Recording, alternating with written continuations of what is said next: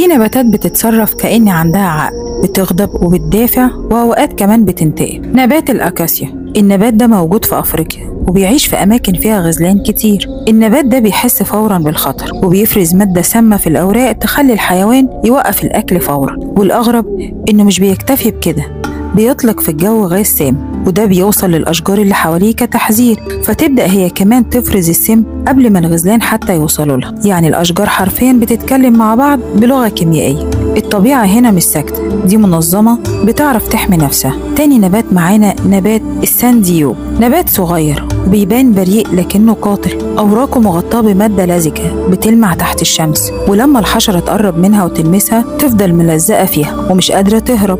وببطء رهيب النبات بيلف حواليها وبيفرز عليها أنزيمات تهدمها وهي لسه عايشة، كأنه بينتقم منها على إنها قربت منه، وبعد كده يمتص كل العناصر اللي فيها في صمت تام. وفي النبات القاتل، القبائل القديمة في غابات الأمازون بيحكوا عن نبات غريب جدا، بيقولوا إنهم شافوه بيتحرك ناحية الحيوانات الصغيرة ولما يلمسها يلتف حواليها زي الأفعى ويخنقها ببطء. العلماء لحد دلوقتي بيقولوا مفيش دليل علمي مؤكد، لكن في نباتات فعلا بتتحرك استجابة للمس زي نبات المستحية. فهل ممكن يكون في نوع لسه ما اكتشفناهوش؟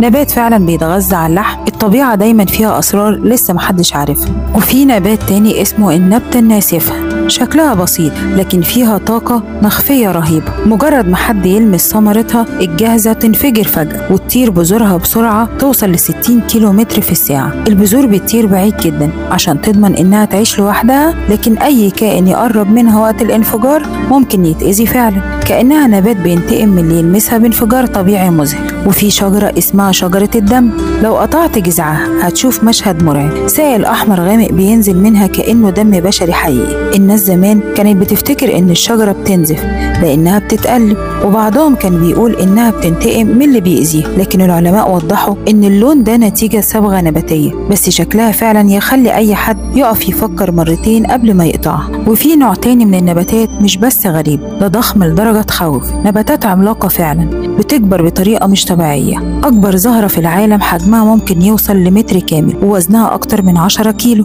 لكن شكلها مش هو المشكلة. المرعب فيها إنها بتشم ريحة زي الجثث المتحللة، بتستخدم الريحة دي عشان تجذب الحشرات، ولما الحشرة تدخل جواها تتحبس لفترة لحد ما تنقل اللقاح لنبات تاني، كأنها فخ طبيعي مرعب. وفي كمان نباتات ضخمة في غابات الأمازون بتكبر لدرجة إن جذورها ممكن ترفع أرض الغابة نفسها، وبتهيأ للناس أوقات إنها كائن حي ضخم بيتنفس تحت الأرض. علميا ده بسبب تمدد الجذور بحثا عن المية، بس المنظر فعلا يخلي أي حد يحس إن النبات ده بيتحرك وبيتغذى على